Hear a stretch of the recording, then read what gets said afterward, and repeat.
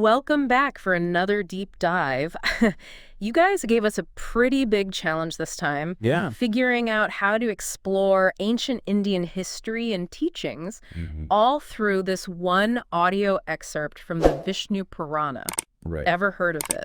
Oh, it's one of the most important Hindu religious texts. Okay. It's like part of a whole bunch of ancient Sanskrit writings. Gotcha. And you know what's so cool about this? We're not just going to look at what the Purana says, Right. but how people were actually sharing and evolving knowledge way back then. Yeah. Think lineages, oral traditions, maybe even a little divine intervention. Yeah, that's Are you ready to travel through time? absolutely. This excerpt starts off with like this super intense scene Oh, yeah. with this student, Yajnavalkya, Yeah. gets in trouble with his teacher. Yeah, I remember this part. This is not your typical, classroom argument. No. He's told to basically give back all the knowledge he's learned. Right. And what does he do? He vomits it up, He literally vomits up the Yajurveda. like literally. And it's described as this blood-filled embodied form. Yeah, it's intense. Talk about vivid imagery. Wow. It really shows you how sacred and powerful the Vedas were. Okay. This wasn't just memorizing stuff. This was like knowledge that had a life of its own. That's really interesting. And that actually leads perfectly into this idea of like a primeval Veda. Mm-hmm. Can you explain that for us? So the idea is that originally there was only one Veda, and it came straight from the divine source. Okay. And then later on it was split into 4 parts. Okay. The ones we know today. Yeah. The Rig, the Yajur, the Sama, and the Atharva Vedas. Okay, so it's like one source splitting off. Yeah, exactly. That's where this legendary Veda Vyasa comes in, right? Yes. He's the one who's credited with dividing that single Veda. And here's where it gets even more interesting. Okay. This wasn't a one-time thing. Okay. It happened again and again over these huge cosmic cycles, or yugas. Oh, wow. Each Veda Vyasa would come along and kind of reorganize all the knowledge for their time period. It's like hitting refresh on the entire knowledge system. Yeah. That's wild. I can't help but think about how we do that today, Yeah. Like, think about the Dewey Decimal System. It's always evolving. Right. Or even how scientists are always recategorizing species as we learn more. Right. We're always, like, refining and organizing information. Exactly. That's so interesting. And so Vedavyasa didn't just divide the Veda. Right. He actually passed down each of those branches to specific disciples. Yes, he did. That's how we got these lineages of knowledge transmission. Exactly. It's like a family tree, Yes. but for knowledge. For knowledge, yeah. I love that. And then each branch Right. splits into even more schools. Yeah. They're called shakas. Yes. And some of their names are just incredible, like the Tatiria school, Yeah. which literally means partridge. Yeah. Because, its verses were scattered. Like a partridge. Yeah, exactly. Yeah. That's a really memorable origin story. It's really cool, and it just points to how much diversity was within each of those Vedic branches. Yeah. Some schools were all about the rituals, some were focused on music, grammar, you name it. Yeah. It really helps us imagine what a vibrant intellectual landscape that must have been back then. Oh, absolutely. I'm trying to picture it. Ancient India with all of these schools just debating and sharing all of their different interpretations of the Vedas. It must have been amazing. It must have been so dynamic. Yeah. Now, for centuries, remember, the Vedas were only transmitted orally. Right. Can you even imagine the dedication and the memory skills that Without must this. have required? Absolutely. Yeah, it's mind-boggling to me, but it also really makes you appreciate the power of storytelling and oral history. It was all about preserving knowledge. Absolutely. And this actually brings us right back to Yajnavalkya, Yep. our student from that dramatic opening scene. Yep. So he's rejected by his teacher, and he decides to take his quest for knowledge to, like, the ultimate source. Yeah, the top. The sun god, Surya. He goes right to the top. Talk about aiming high. What happens next? Well, Surya grants him this really unique, secret portion of the Yajurveda. Wow. It's knowledge that even his old teacher didn't have. That's so cool. Yeah. So the sun god is like his teacher. Yeah. That's such a powerful symbol. What do you think it means?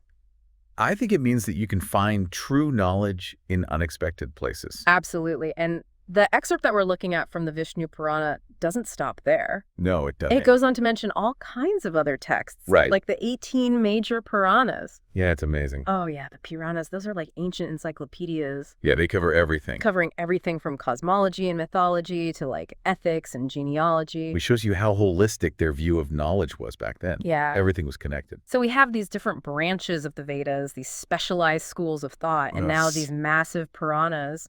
I know. It just makes you realize how deep and expansive Vedic knowledge really is. It really is. It's amazing, but the excerpt that we're looking at, Yeah. it doesn't just focus on like the transmission of knowledge or different types of texts. Sure. It goes even deeper, right? Yeah. It gets into the spiritual heart of Vedic wisdom. Exactly. Toward the end, there's this dialogue between Yama, Yeah. the god of death, Mhm. and his messenger. That's right. What are they talking about? Yama is telling his messenger to spare those who are truly devoted to Vishnu. Okay, so it's about recognizing true devotion. Yes. But what does that even mean? It's a great question. Like, how do you define a true devotee in this context?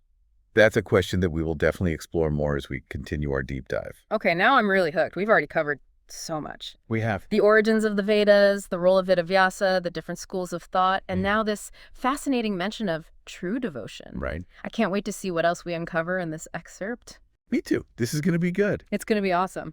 So we were talking about those markers of a true devotee. Right. It's not just like saying you believe in something. It's like actually living it. Okay, so like actions, specific qualities Exactly. that go beyond just like faith. Yeah. Yama says ethical conduct is like the foundation. Oh, okay. Like a true devotee follows their dharma, Mm-hmm. their Right. duty, their righteous path. So it's not just like being personally pious, but it's how you actually act it out in the real world. Exactly. What you do matters. Yeah. And that includes how you treat other people. Okay. Yama talks a lot about compassion and respect for all beings. Okay. Doesn't matter what their status is or what they believe. Gotcha. He even talks about staying balanced, Okay. being the same towards your friends and your enemies. Wow, that's a tough one.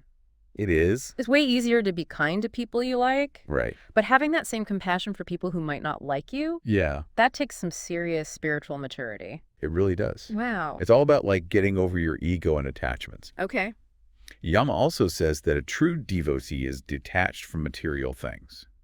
Okay, so not like giving up everything, Right. but understanding that true wealth isn't about just having stuff. Exactly. It's about shifting your focus Okay. from the external to the internal. Okay. Like your inner peace and spiritual understanding. Yeah. That becomes way more important than like chasing after money and stuff. That makes sense. Yeah. But how do you actually like get that inner peace?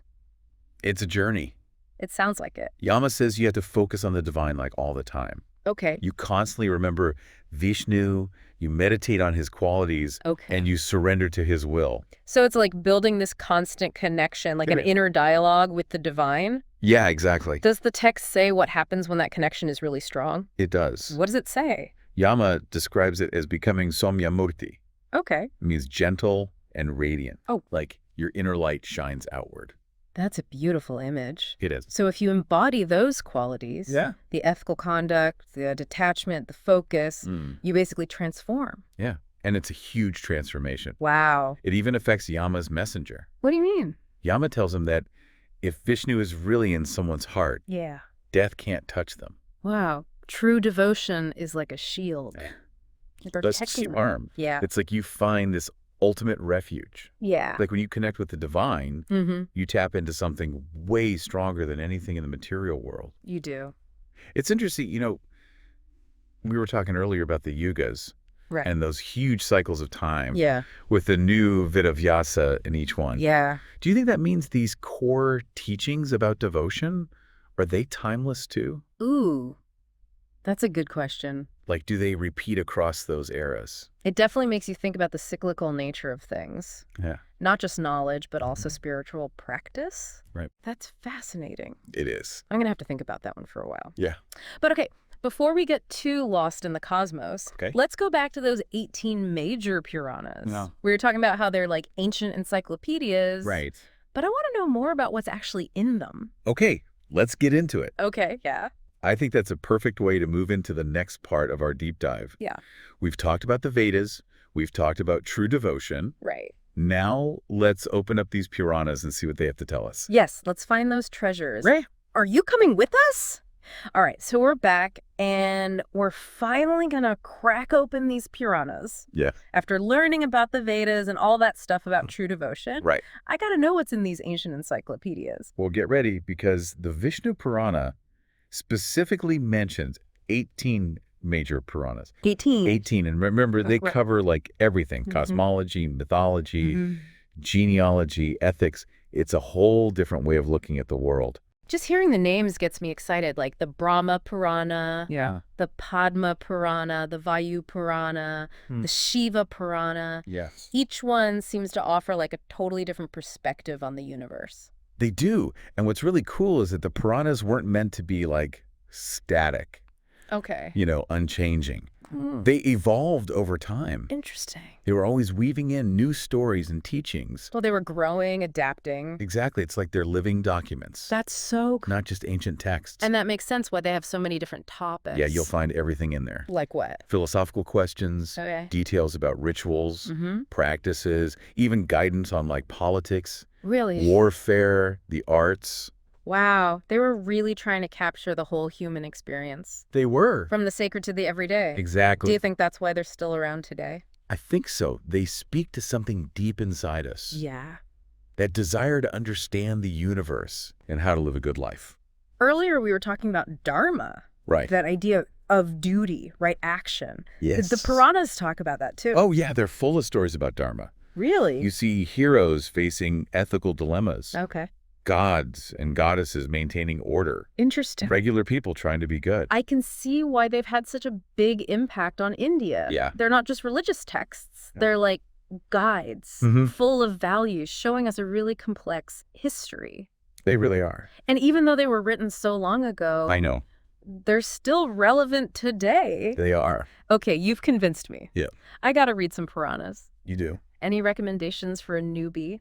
The Bhagavata Purana is a good one to start with. Okay. It has amazing stories, Okay. and it focuses on Krishna. Perfect. That's going on my list. Good. Before we wrap up, let's remember why we're doing this whole deep dive. Right. We started with just this audio excerpt, From the Vishnu Purana. and look how much we've learned. We have. It's amazing what a little curiosity can do. We talked about the Vedas, how they were passed down, what Sure. it means to be truly devoted. Right. And now we've discovered this whole world of Puranas. It's amazing. And I think it shows us just how deep Vedic knowledge goes. Yes. But more importantly, it shows us how powerful those ancient teachings are. They really are. They can still inspire us, challenge us, Absolutely. teach us today. I completely agree. So keep exploring. Don't just listen to us. Yeah? Read those texts. Think about the teachings. Yes. Find what speaks to you. You might be surprised. You might find your own connection to that ancient wisdom. Exactly. Until next time, keep diving deep and keep exploring all the amazing knowledge out there.